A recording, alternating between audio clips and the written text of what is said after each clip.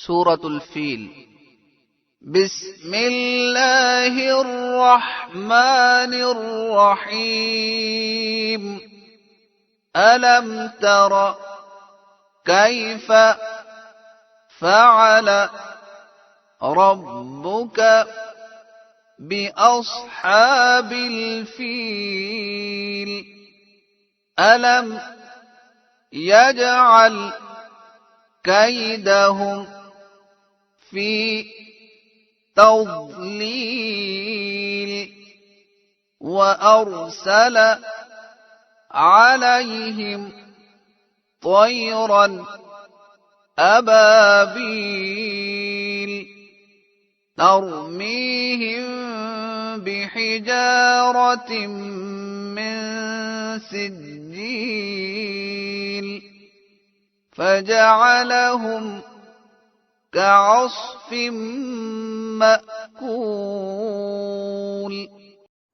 تفسیر سورۃ الفیل۔ آیت نمبر 1 میں اللہ تعالیٰ فرماتا ہے، کیا تو نے نہیں دیکھا کہ تیرے رب نے ہاتھی والوں کے ساتھ کس طرح کیا؟ اس کی تفصیل یہ آتی ہے کہ یمن کا ایک حکمران تھا، اور اس نے جب دیکھا کہ بیت اللہ میں کافی سارے لوگ حج کرنے آتے ہیں تو اس نے چاہا کہ میں بھی ایک ایسی عمارت بناؤں جس میں لوگ آئیں اس طرح۔ تو اس نے ایک گرجا گھر تعمیر کیا، اور تاکہ وہاں پہ بھی لوگ آئیں۔ جب اس نے دیکھا کہ وہاں پہ لوگ نہیں گئے اس کی زیارت کے لیے، تو اس نے پھر ایسا کیا کہ بیت اللہ پہ اس نے حملہ کرنا کا ارادہ کیا، اور پھر وہ لشکر لے کے بھی آیا، اور اس کے لشکر میں ہاتھی تھے۔ اسی لیے اس آیت میں ذکر کیا گیا کہ کیا تو نے نہیں دیکھا کہ اللہ تعالیٰ نے ہاتھی والوں کے ساتھ کیا حال کیا، ان کے ساتھ کس طرح کیا۔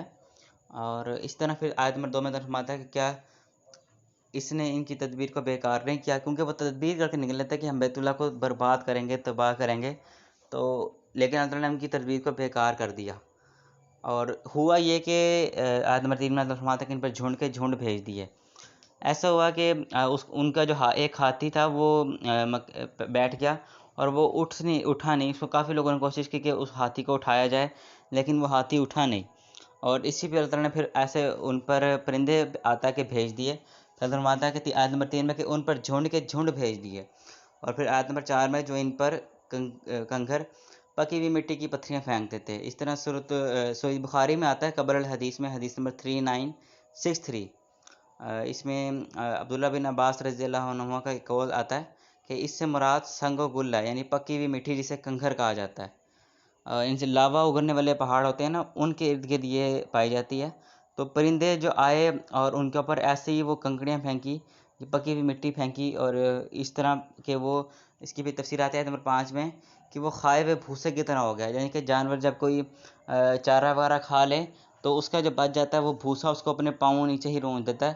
تو اللہ فرماتا ہے کہ وہ جب انہوں نے ارادہ کیا بیت اللہ پر حملے کا، تو اللہ تعالیٰ نے ان کی تدبیر کو ناکام کر دیا، بیکار کر دیا، اور ان پر جھنڈ کے جھنڈ بھیج دیے، اور پھر وہ جو کھائے ہوئے بھوسے کی طرح ہو گیا ان کا جو سر لشکر تھا، ان پہ پرندوں نے سے حملہ کیا۔